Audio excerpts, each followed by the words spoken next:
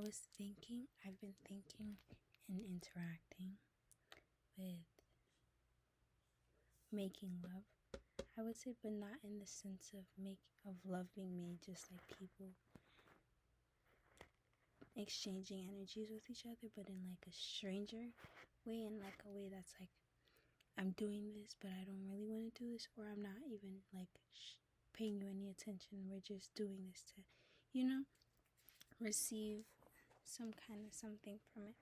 And it's been kind of shifting my way of seeing making love to other people, or way of seeing other people make love to each other. And I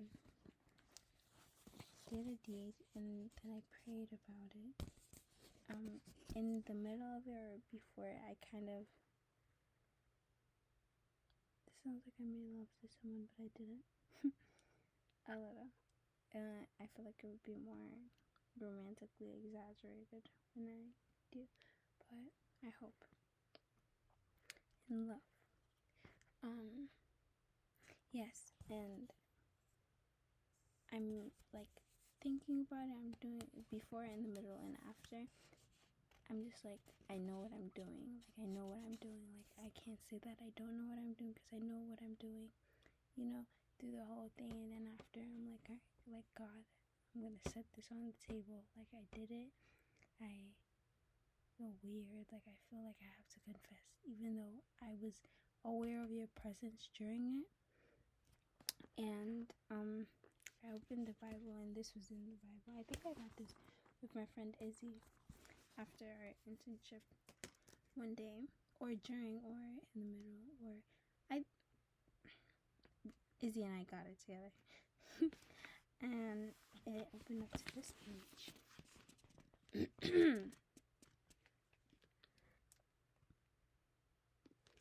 And I started reading like after 6 to 7. And listen, this is 6. Dear fornication in the church.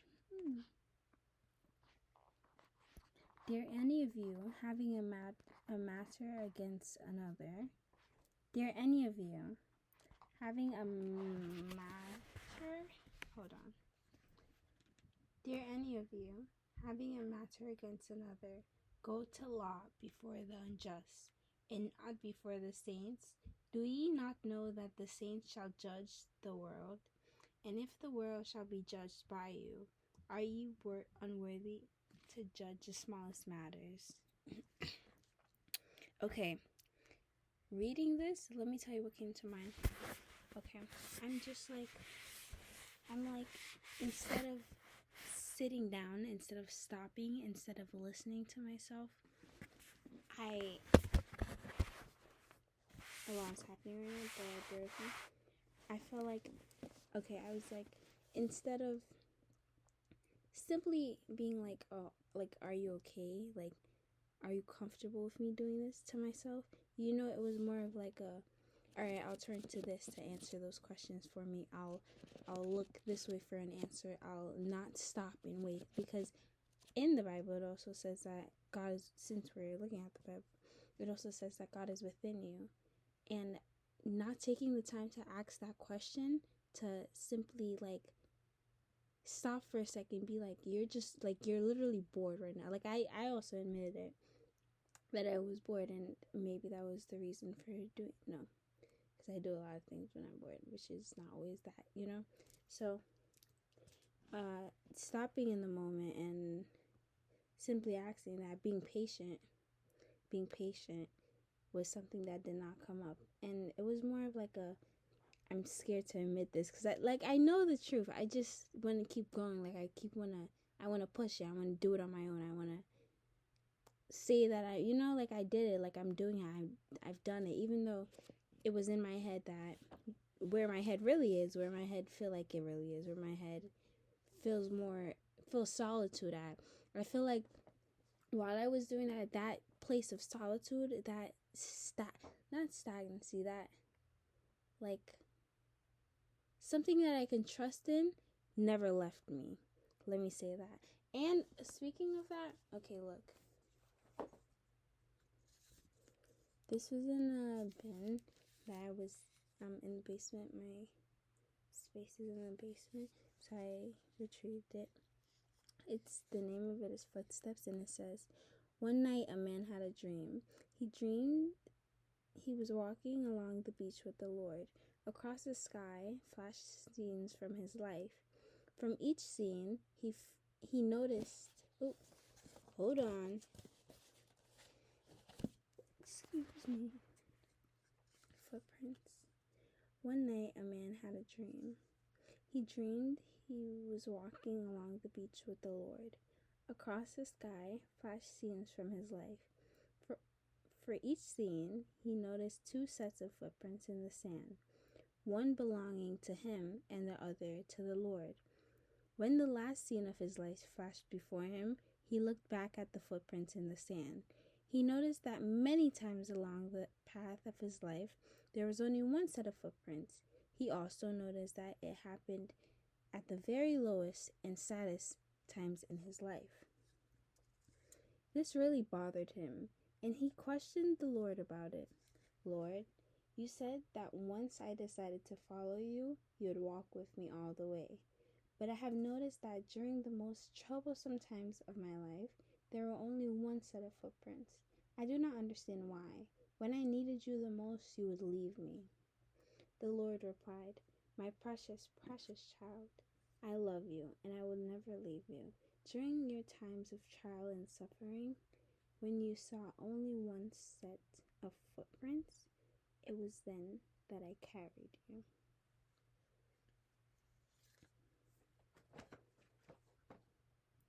There's a word, a term, that says serendipity, and the way I would describe it right now is like accidentally fulfilling your desires. And I don't know how this really counts as a desire, like acknowledging what I did and acknowledging the ways that God, like, already know that it's gonna happen, that it's inevitable, and well, towards me, it's coming out of me, it's inevitable, because there are a lot of times where it's like, all right, I know better, so I just think I'll do better for the rest of my life in every situation, in every circumstance, and it's like, it's not that. That's not true. That's not happening. And like the part where it's like, that's not happening, that's not true, it's not that. It's like I argue with that part so much, so it's like I'm not gonna believe it because I'm arguing with it, you know, like I'm going against it, I'm going beside it. And God is always like, all right, like you're burning yourself out doing that, you know, like you're doing what a tire does when the car isn't moving, and it's just going and going and going. It's just being stagnant, being like angry, and being like rushed. You know, you're rushing something that's not moving. And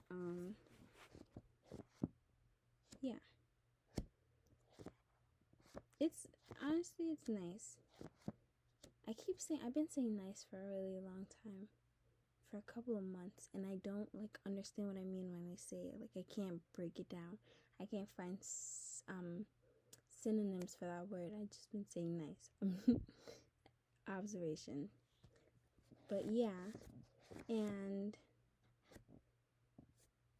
I read Footprints to acknowledge the fact that God did not leave me. He did not say that he'd be here for me and then he left me. Even during my knowing what's right and doing what's wrong. So, with that acknowledgement, Father, please forgive me. Please forgive me. And I say this with like the feeling that I don't know how to ask for forgiveness, the feeling that I'm doing it wrong, or the feeling that I'm like too late, you know, to ask for forgiveness. Let me not say you know, because you may not know. If you do know, then you do know. What was asking if you know? Do you know? Let me know if you know. And yes, so it is inevitable.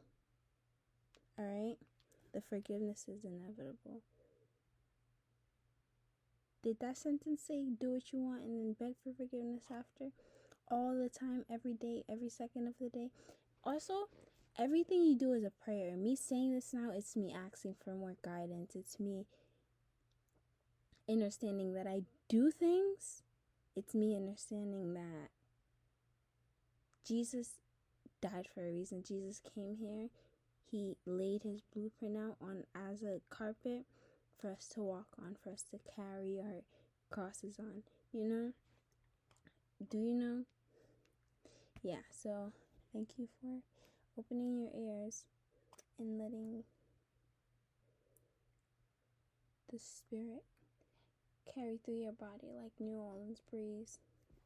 I learned that in New Orleans, their houses were built so that, you know how, well, they have huge doors from like the floor to the, close to the ceiling, and that's to carry breeze throughout the whole house, because there would be a front door, door in the middle, door, and then all the way to the back of the house.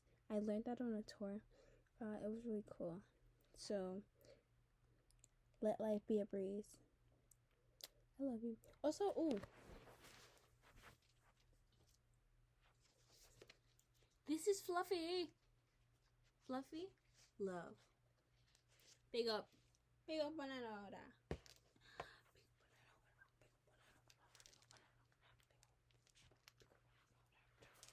Okay. Later.